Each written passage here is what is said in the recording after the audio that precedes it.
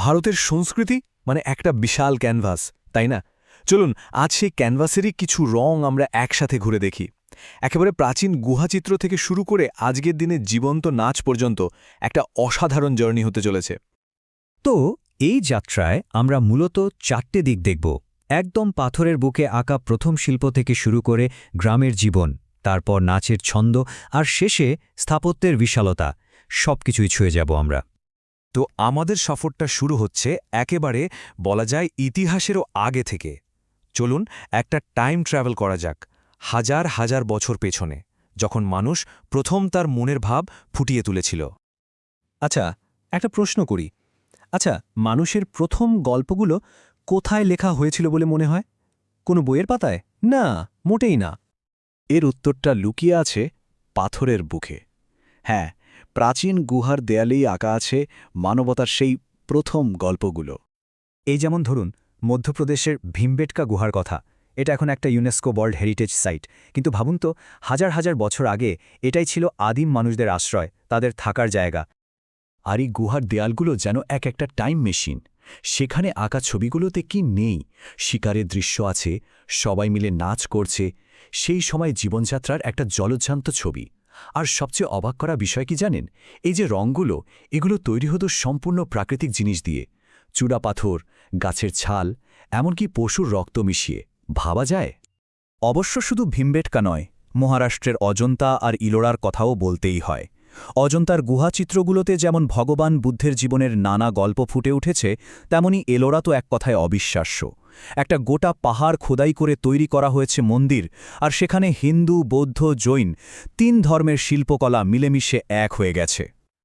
তো এতক্ষণ আমরা দেখলাম পাথরের বুকে আঁকা স্থির শিল্পের কথা।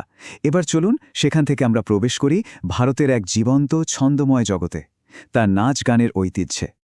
ভারতীয় নাচ এর ইতিহাস যে কত পুরনো তার প্রমাণ পাওয়া যায় সিন্ধু সভ্যতার সময়কার মূর্তি থেকেও।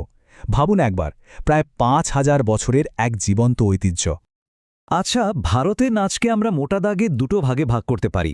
একটা হলো শাস্ত্রীয় নৃত্য বা ক্লাসিক্যাল ডান্স, যার ভিত্তি হলো প্রাচীন ধর্মগ্রন্থ আর এর নিয়মকানুনও খুব কড়া। আর অন্যদিকে আছে লোকনৃত্য বা ফোক ডান্স। এটা হলো মাটির কাছাকাছি থাকা মানুষের আনন্দ উৎসব, যেমন ধরুন ফসল তোলান উৎসব বা বিয়ের অনুষ্ঠানের এক স্বতঃস্ফূর্ত প্রকাশ।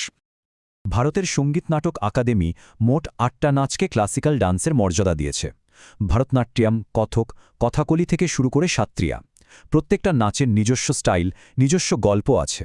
আর এগুলো প্রত্যেকটাই ভারতের এক একটা অঞ্চলের সাংস্কৃতিক পরিচয়। আর লোকনৃত্যের কথা বললে, যেমন ধরুন আসামের বিহু নাচের কথা। কি অসাধারণ প্রাণবন্ত একটা নাচ, দেখলেই মন ভালো হয়ে যায়।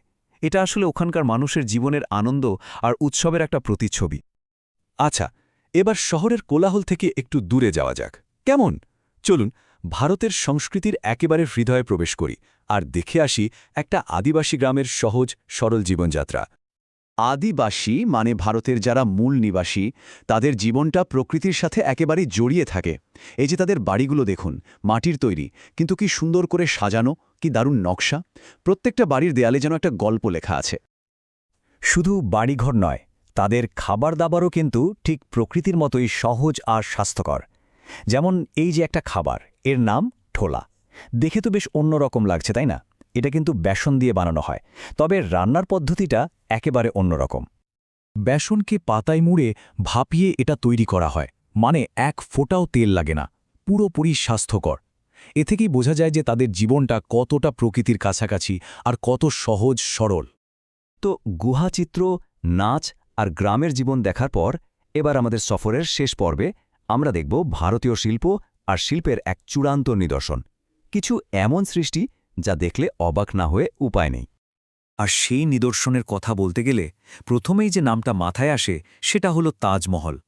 শুধু ভারতেই নয়, সারা বিশ্বে ভালোবাসার আর সৌন্দর্যের এক অমর প্রতীক।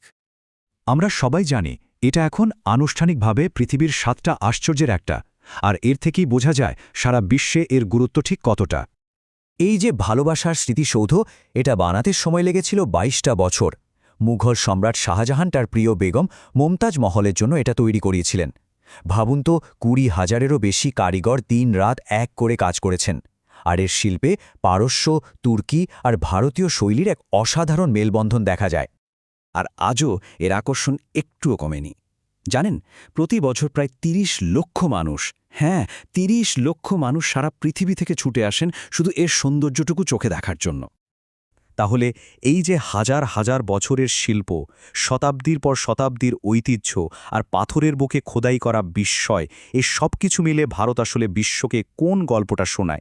এটা আসলে একটা বৈচিত্র্যের গল্প, একটা সহনশীলতার গল্প আর একটা গভীরতার গল্প, যা আজও আমাদের মুগ্ধ করে চলেছে।